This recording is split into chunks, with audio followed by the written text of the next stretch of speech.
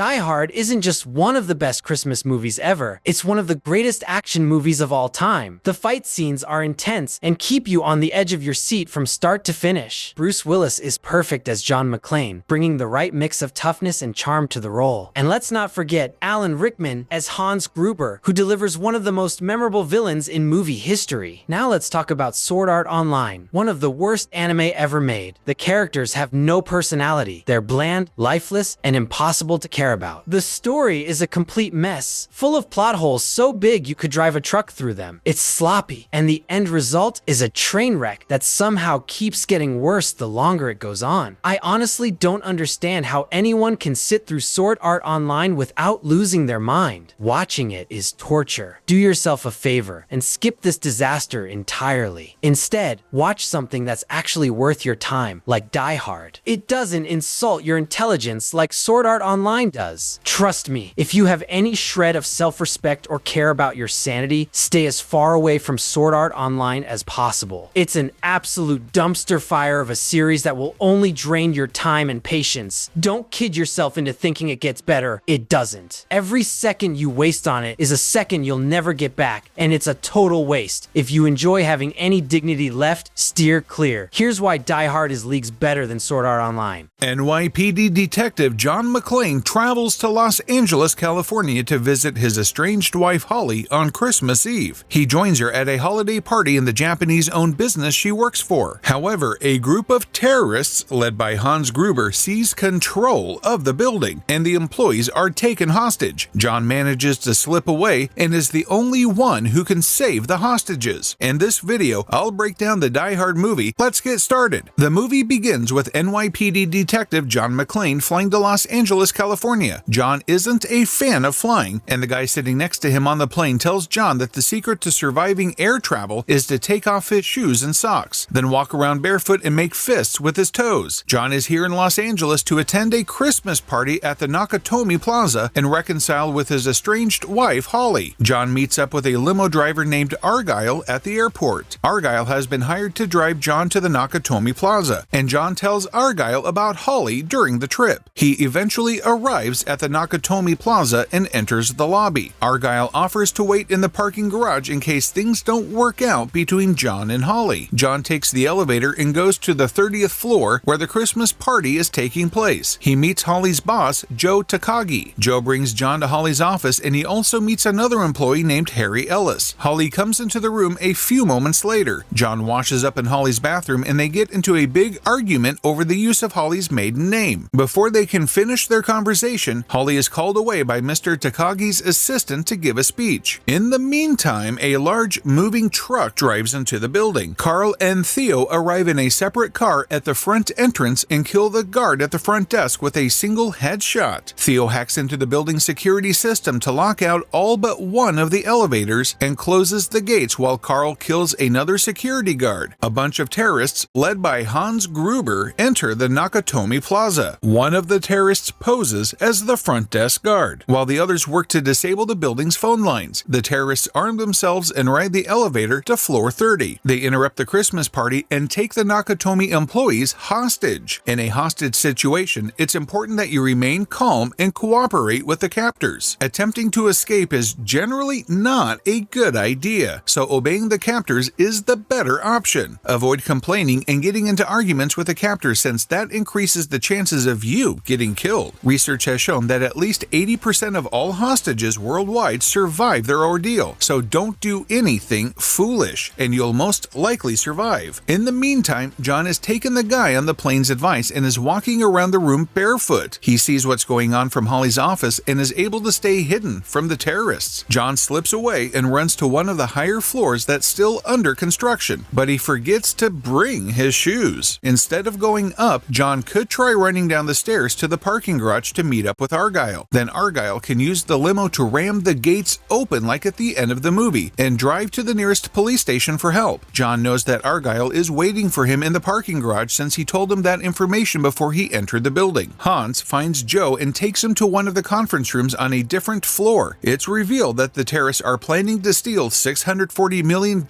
in bearer bonds locked in the Nakatomi Plaza's vault, and they're using the hostage situation as a cover. They need the code to open the vault vault, but Joe doesn't reveal the code and Hans kills him. Joe should have told Hans the code to the vault. As mentioned before, if you want to survive a hostage situation, then you have to cooperate with the captors. Joe even said that there are 7 safeguards to the vault in total, and the code is only one of them, so knowing the code wouldn't immediately open the vault anyway. John is nearby and hears everything. He makes a sound, but manages to lock himself inside a room before the terrorists find him. Argyle is listening to loud music in the limo and doesn't hear the gunshot noises. Since Joe didn't give up the code, Theo has to hack into the vault himself. It'll take Theo 30 minutes to break the code and at least another 2 to 2.5 hours for the 5 mechanical locks. However, the 7th lock is out of his hands. John goes to a higher floor and pulls a fire alarm to get the police's attention, but the terrorists cancel the call and disable the alarm. Pulling the fire alarm was a smart idea, but it would have been better if John pulled the fire alarm on a different floor to not reveal his location to the terrorists, or if he ran to another floor after pulling the fire alarm on this floor. Carl's brother Tony discovers John and they fight. John kills Tony by accidentally breaking his neck. John should have just shot and killed Tony right away since it's clearly self-defense. John got the drop on Tony, so he shouldn't have left it up to chance. John takes Tony's radio, lighter, and machine gun. Unfortunately, Tony's shoes are way too small for John's feet. John could use the lighter to start a fire on one of the higher floors that's still under construction. An onlooker should see the fire and call the police or fire department for help. The Nakatomi Plaza gets wrecked by the end of the movie, so it's better to rebuild one floor instead of the whole thing. John places Tony's body in the only operational elevator left and sends a message to the other terrorists, letting them know that he now has a machine gun. This was a bad choice. The element of surprise is gone and the terrorists will know what to expect. John should have hidden Tony's body so the other terrorists won't know what's going on and won't expect to fight someone who now has a machine gun. The terrorists might also get mad and kill some of the hostages in retaliation. John has hidden in the elevator shaft and overhears Hans talking to the other terrorists. He writes down as many details as he can about the terrorists. This is pretty clever, but John didn't necessarily need to send Tony's body to do this. Carl is angry when he finds out what happened to his brother Tony, and he wants revenge. Meanwhile, John goes to the roof of the Nakatomi Plaza and uses Tony's radio to contact the LAPD. However, they don't take him very seriously at first. John could have said that he was an NYPD detective and given his badge number. Then the LAPD could look him up and see that this isn't a prank. A nearby cop named Al Powell is sent to investigate the Nakatomi Plaza. Carl and 2 other terrorists go to the roof as well to find and kill John. This forces John to retreat into the building's ventilation shafts, losing his machine gun in the process. This is not a good hiding place at all. Air ducts aren't designed to support the weight of a person, so they could collapse. It would also be easy to tell where someone is hiding in the air ducts since their body weight would create a large bump. Additionally, you would have to move very slowly to not make any noise, and John shouldn't have lit the lighter. The terrorist might have thought that he fell to his death in the elevator shaft. Luckily, Carl and the 2 terrorists are called away before they can find John. John goes and hides in the conference room from earlier, and Al arrives at the Nakatomi Plaza. He goes inside but doesn't see anything wrong. The front desk guard pretends to be watching a college football game between Notre Dame and USC. Al should know that this is fake because the college football season usually ends after Thanksgiving, and this movie takes place on Christmas Eve. 2 of the terrorists find John in the conference room, but he's able to kill both of them. John should take off their shoes and see if they will fit his feet. Al is about to drive away from the building, but John throws one of the terrorists' dead bodies out of the window and it lands onto the police car. Other terrorists shoot at Al's car and he crashes, but is able to panically call for backup. A bunch more police cars soon arrive at the Nakatomi Plaza. John calls Hans via the radio to taunt him, but this is not a wise decision. As previously explained, John shouldn't provoke the terrorists since they might get angry and kill some of the hostages, and it wouldn't be possible to interrupt someone using this type of a two-way radio in the first place. John searches the other terrorist he killed and finds a lot of C4 explosives with several detonators. As stated before, John should take this guy's shoes off and see if they fit his feet this time. The LAPD come and surround the Nakatomi Plaza, but Hans isn't too concerned about this since the police are part of his ultimate plan. John talks to Al via the radio and tells him everything he knows about the hostage situation and the terrorists. John starts smoking. This is not smart to do right now. Smoking can cause fatigue fatigue and dizziness. It also reduces your brain activity, so John will be less alert. He needs to stay focused to survive the situation. The LAPD Deputy Chief Dwayne Robinson thinks that the person on the radio might be one of the terrorists, but that's highly unlikely. Why would one of the terrorists contact the police and reveal crucial information about the hostage situation? Furthermore, Dwayne believes that the guy who landed on Al's police car was some depressed person trying to,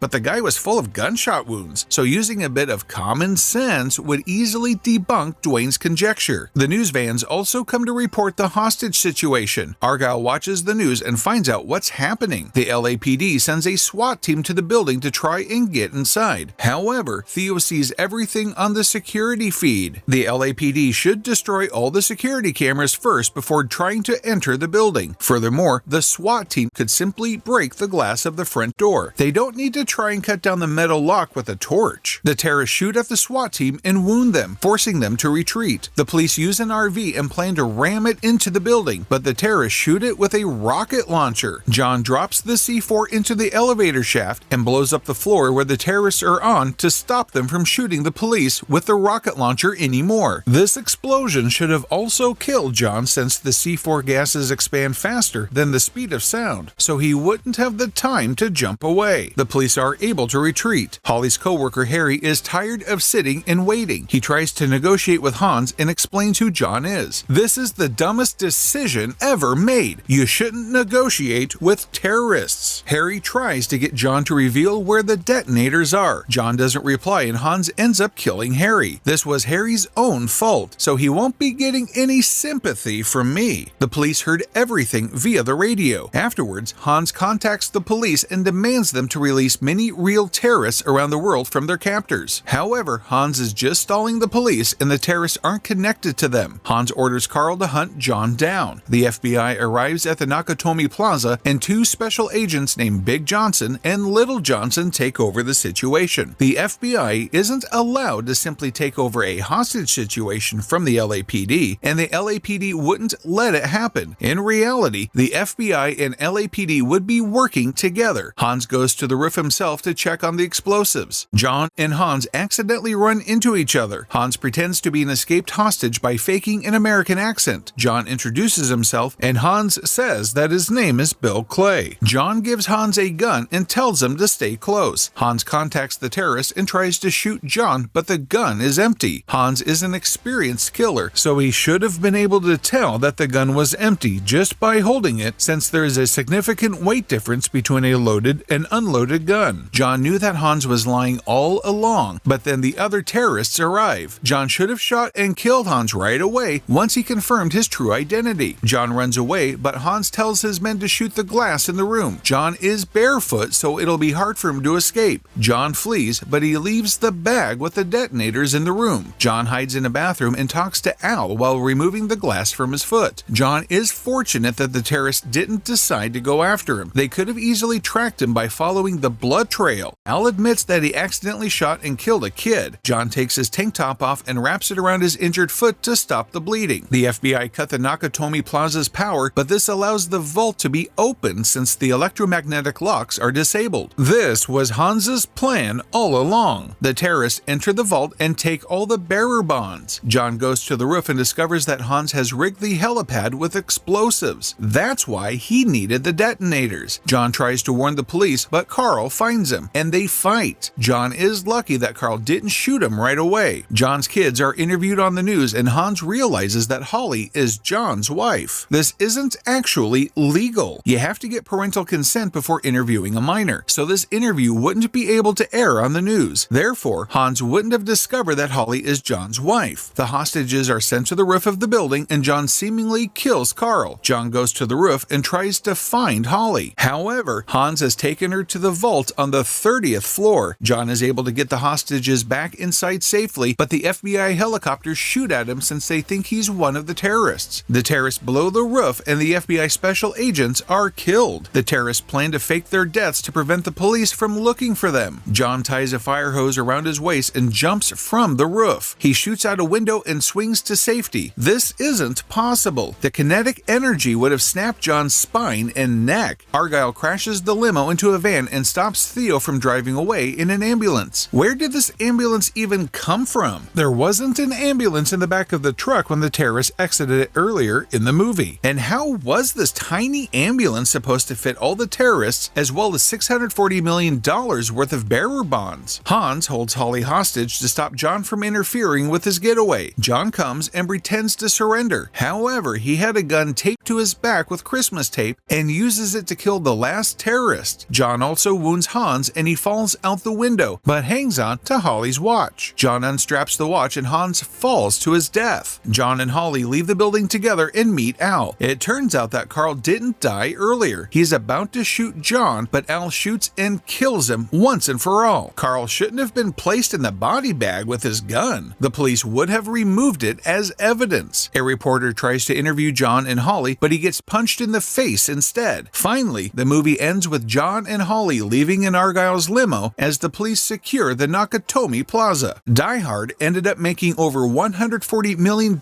at the box office, and it became the 10th highest grossing movie of 1988. Die Hard was also nominated for 4 Academy Awards. After the first Die Hard movie, 4 more sequels were released. Die Hard 2, which came out in 1990, Die Hard with a Vengeance, which came out in 1995, Live Free or Die Hard, which came out in 2007, and A Good Day to Die Hard, which came out in 2013. In total, the Die Hard movies have grossed over $1.4 billion. Die Hard is often considered to be one of the best Christmas movies of all time. In 2017, the United States Library of Congress selected Die Hard to be preserved in the National Film Registry. After the release of Die Hard, many more action movies copied the concept of a lone everyman who has to overcome overwhelming odds in a small and confined location. Some of these examples include Under Siege, Cliffhanger, Speed, Air Force One, and The Rock. There were plans of making a Die Hard prequel called McClane, which would feature John and Holly's characters in the 1970s. However, this project was ultimately canceled after Disney acquired Fox. Die Hard is currently being rebooted as a streaming series on Hulu. What did you think of Die Hard? I personally thought it was amazing. Bruce Willis was excellent as John McClane, and Alan Rickman was great as Hans Gruber. Furthermore, the action in the movie was awesome. It definitely still holds up to this day and is honestly way better than a lot of the modern action movies coming out. I'm certainly looking forward to watching more of Die Hard in the future. Which movie or anime should I do next? Leave a suggestion. Be sure to also check out some of the other videos on this channel. Well, that's it for this video. If you enjoyed it, make sure to subscribe so you never miss a future upload. Thanks for watching, and I'll see you in the next video. As you can see, Die Hard is a way better movie than Sword Art Online. Die Hard is filled with action, excitement, and humor. It's fun to watch because it mixes intense moments with some lighter, funny scenes, making it a well-rounded experience that keeps you engaged. On the other hand, Sword Art Online often feels slow and repetitive. The story is boring, with too much focus on unnecessary side plots, and the characters don't feel as real or developed as they should be. It's just not as exciting or engaging as Die Hard, which is fast-paced and packed with action from beginning to end. If you're looking for another action-packed Christmas movie, give Red One a watch. Red One is an action-packed Christmas movie starring Dwayne Johnson and Chris Evans. It combines festive cheer with high-stakes adventure. Now, let's see if it delivers. The movie opens with a young Jack O'Malley at a Christmas party, where he discovers the presents that were supposed to be from Santa. This highlights how Jack has lost his sense of Christmas magic, something many can relate to as the wonder of the holiday fades with age, often replaced by a sense of disappointment when the belief in Santa is gone. Jack even eats the cookies and drinks the milk meant for Santa, further emphasizing his loss of holiday spirit. The movie jumps ahead 30 years, with adult Jack now portrayed by Chris Evans. This marks a sharp contrast to his iconic role as Steve Rogers in the Marvel movies. It's refreshing to see him step away from his typical superhero persona. Jack literally stealing candy from a baby perfectly highlights his reckless nature. He's the type of person who takes what he wants without concern for others or the consequences, showing his self-centered and troublemaking attitude. This moment establishes him as someone who thrives on causing chaos. The movie's logo, with its red and green colors and the Christmas tree shaped by the negative space between the two words, immediately sets a festive tone and ties the whole experience to the holiday spirit. This helps establish the movie's Christmas vibe right from the start. J.K. Simmons as Santa is a real delight. This Santa is buff, tough, and definitely stands out from the usual portrayal. This isn't his first time playing Santa. He also voiced Santa in the Netflix animated movie Klaus. It's great to see him bring his signature intensity to the role. The little boy wants Ultimate Vampire Assassin 4 for the Switch as a Christmas gift. The movie does a great job paying off this small detail at the end when Santa gives the boy the game, showing that even with all the action and chaos, the simple joys of Christmas are still present. It's a great way to tie everything together and make the holiday feel genuine amidst all the excitement. Dwayne Johnson plays Callum Drift, the head of Santa's security, and it's a blast to see him in this role. His tough guy persona is a great fit for the character, who's jaded after years of protecting Santa and has lost a lot of his Christmas spirit, much like Jack. A guy takes a whole bunch of candy canes even though you're only supposed to take one, and it illustrates why Callum has given up on humanity. He's seen people at their worst, taking more than they deserve, acting selfishly, and breaking the rules without a second thought. It makes sense why he's so cynical. Callum doesn't believe in the goodness of people anymore, and that's a big part of what he has to wrestle with throughout the movie. An obnoxious influencer shows up, trying to get Santa to wear a shirt with his logo, and it captures the cringeworthy nature of self-absorbed influencers like Logan Paul. His obsession with turning everything into a marketing opportunity is frustrating, especially when he boasts about his tiny following of 3,000, acting as though he's a big deal. This scene highlights how out of touch some influencers can be, reinforcing why Callum has lost faith in people. We meet Santa's reindeer, and he refers to them as ladies. This makes sense because in real life, female reindeer keep their antlers year-round, while male reindeer shed theirs in late fall. It adds realism to the movie, even though it's not something most people would think about. The movie doesn't feature the typical 9 reindeer, and it leaves us wondering why they didn't go with the familiar lineup. The Aurora Borealis is a stunning natural phenomenon and is also part of many mythologies around the world. In Norse mythology, the Aurora Borealis was thought to be the reflections of the armor of the Valkyries as they rode through the sky. In Finnish mythology, the Aurora Borealis was believed to be caused by a magical fox running across snowy landscapes, with its tail sweeping across the sky and creating the shimmering lights. In other cultures, the Aurora Borealis has been seen as spirits or omens. It's always fascinating when films incorporate real-world elements like this, connecting the magic of the movie with the myths and stories passed down through generations. The North Pole is hidden inside this huge camouflage dome. It's like Wakanda from the Black Panther movies, with its secretive, high-tech vibe. Just like how Wakanda keeps its advanced technology and rich culture hidden from the rest of the world, the North Pole is shielded from view, keeping Santa's operation and all the magical stuff hidden from the public. It's a way to make the North Pole feel like this exclusive, protected place that no one can stumble upon. The dome adds an extra layer of mystery and wonder, making it feel like Santa's world is far beyond anything we can imagine. Garcia, the talking anthropomorphic polar bear, is a standout character. Talking polar bears are a rare sight in movies, making his appearance a great and unexpected addition. Garcia brings a lot of personality and charm to the film, and it's hard not to like him. Garcia is named after Hiram Garcia, the producer behind Red One, who also came up with the story for the movie. Polar bears appear in various mythologies. Callum giving his letter of resignation to Santa is a powerful moment, and it's easy to see where he's coming from. He's been working this job for so long, and with each passing year, more and more people end up on the naughty list. The constant disappointment in humanity has worn him down, and the holiday spirit has all but vanished for him. His frustration is understandable. He spent so much time keeping the North Pole running smoothly, only to see people act worse and worse. His decision to step away from it all shows how much of a toll it's taken on him. It's a great character moment about the struggle of holding on to Christmas cheer when it feels like the world is losing its spirit. Red One puts its own spin on Santa's story, but how does it compare to mythology? This video explores the traditions and myths to uncover what's true and what's Hollywood fantasy. Santa meeting children at the mall isn't part of Christmas mythology, but a modern cultural tradition. By making Santa a friendly, approachable figure, it brought the legend into everyday life. Santa's story draws from many sources. One of his key inspirations is Saint Nicholas, a 4th century bishop known for secretly giving gifts and helping the poor. Over time, his legend grew, making him a symbol of generosity. Elements of Santa also come from Norse mythology, where the god Odin, a wise and bearded figure, rode through the sky on his 8-legged horse Sleipnir during the Yule festival, delivering blessings. Children would leave out food, much like leaving milk and cookies for Santa today. Father Christmas in England represented joy and festivity during winter, while Sinterklaas in the Netherlands brought gifts to children on December 5th. Dutch settlers introduced Sinterklaas to America, where the name evolved into Santa Claus. The modern image of Santa, as a jolly man in a red suit, was popularized in the 20th century, thanks in part to Coca-Cola advertisements. Santa is protected by a security team led by Callum Drift, but this is purely a a modern movie twist. In mythology, Santa doesn't have a security team. Santa claims to love snickerdoodle cookies, but Christmas mythology doesn't mention a favorite type of cookie. Santa's reindeer are female and unnamed. In mythology, they're male and have names. This naming tradition originates from Clement Clark Moore's 1823 poem A Visit from St. Nicholas, which introduced Blitzen, Comet, Cupid, Dasher, Dancer, Donner, Prancer, and Vixen. Rudolph, the red-nosed reindeer, was added later in 1939 through a story by Robert L. May for Montgomery Ward. While the movie depicts the reindeer as larger than normal, Christmas lore doesn't specify their size, leaving it to interpretation. They're often imagined as either ordinary reindeer or larger-than-life creatures fit for their magical duties. The choice to make the reindeer female in the movie aligns with the fact that female reindeer keep their antlers through winter, while males shed theirs in late fall. Callum gives pretzels to the reindeer, but mythology makes no mention of their diet, let alone pretzels, adding another modern touch to the story. Santa's codename, Red One, isn't part of Christmas mythology. He's been known by several names, but Red One is a modern creation specifically for the movie, and not part of the original legend. In mythology, Santa's reindeer aren't described as flying at supersonic speeds. However, they're often portrayed as magical creatures with the ability to fly, which allows them to travel around the world in a single night to deliver presents to all the children.